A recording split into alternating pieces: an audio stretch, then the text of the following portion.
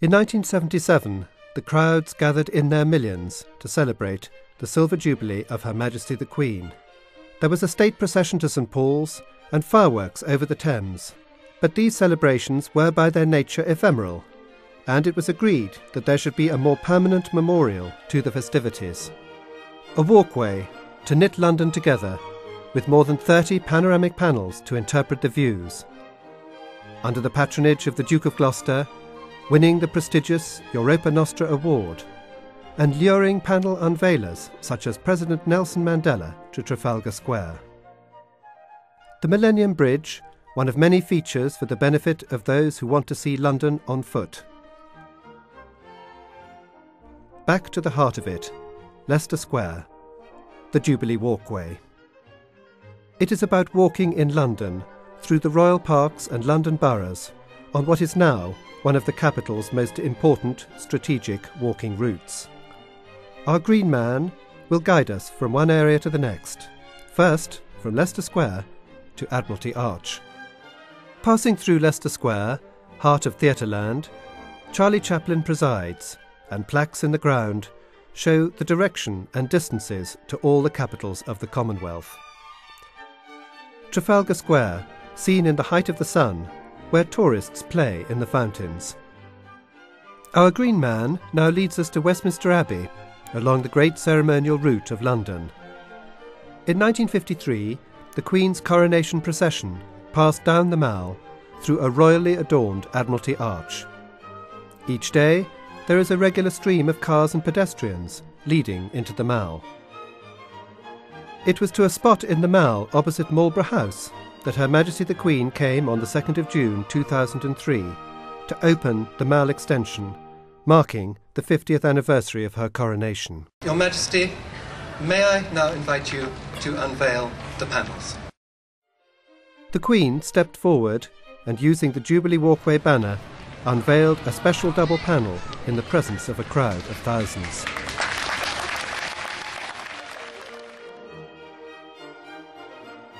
Buckingham Palace has been the home of the sovereign since 1837.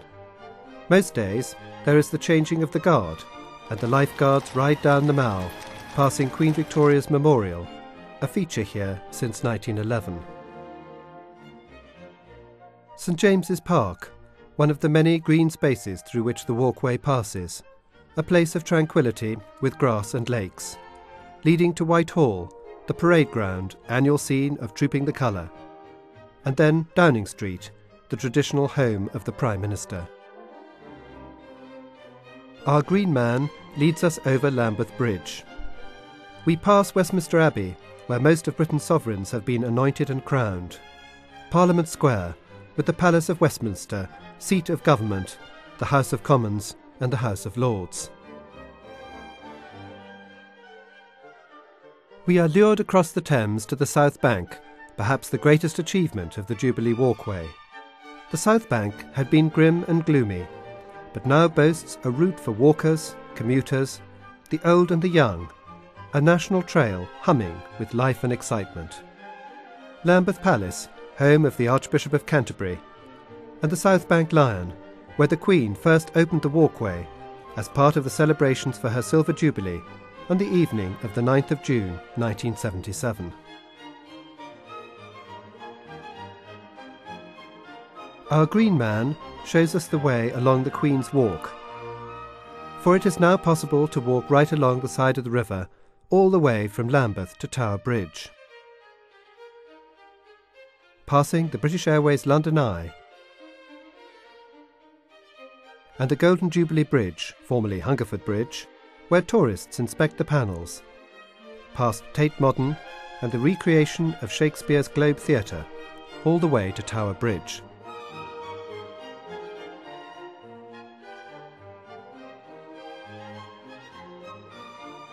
The Millennium Bridge, that long-awaited crossing that links Tate Modern to Wren's great masterpiece St Paul's Cathedral. And then to City Hall and onwards to the Pool of London.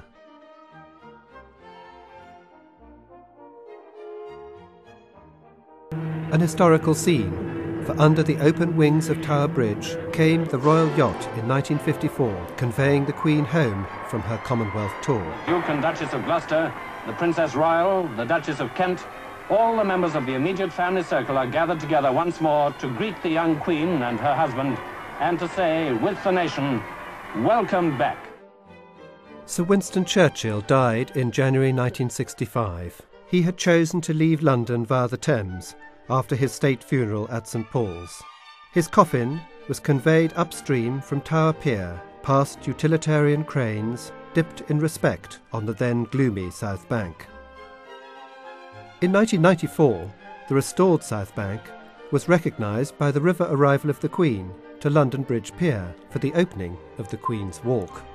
I am delighted that my Silver Jubilee has left behind such a tangible national asset, and one which will give so much pleasure to so many.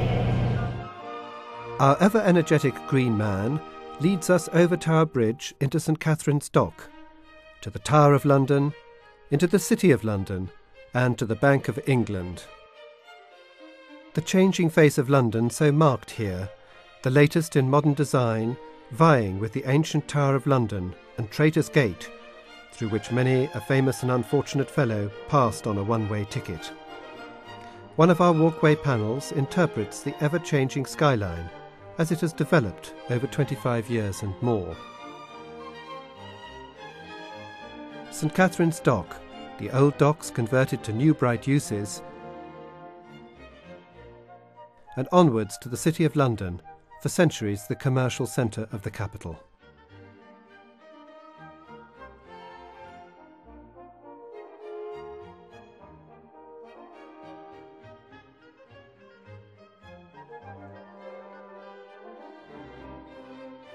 The Green Man advances through the Barbican Loop, a more recent addition to the Jubilee Walkway, taking us past the Royal Exchange, lately converted to a shopping emporium, marked by a pyramidic panel,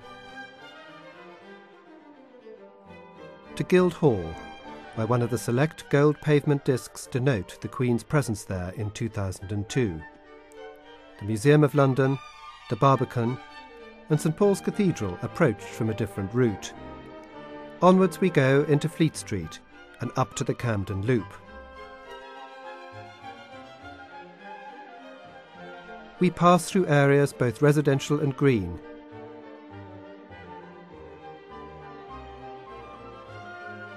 to the British Library, to Euston Station, and down again to the British Museum.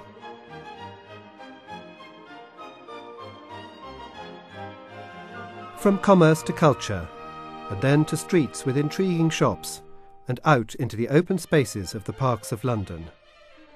For the walkway is not all about historic sites, it is also for the enjoyment of nature.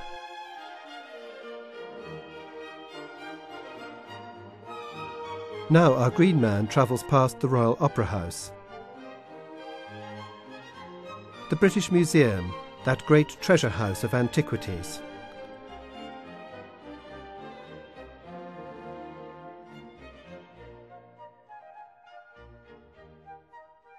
places of work, places of purchase, places of culture, music and dance. From the home of the Royal Opera and the Royal Ballet, to the London Transport Museum with its mechanised machinery. Our green man completes the circuit of the walkway through Covent Garden and back to Leicester Square. We pass through the areas where people gather to eat, drink, relax and listen to music, to walk, to shop, and to be beguiled by street entertainers performing rare feats of acrobatics and dance. And now we are home, 14 miles of Jubilee Walkway, walked. The Jubilee Walkway Trust now heads unashamedly forward to the hoped-for Diamond Jubilee in 2012. So many scenes and experiences, north and south of the river. So much to explore and enjoy. Places of work, government, history, and change. Places of worship and of study. The last word for now to Her Majesty the Queen. Though I can't guarantee that I shall walk every step of it myself in years to come, I know that those who do, tired though they may be at the end, will share my gratitude and pleasure at a job that has been well and truly done.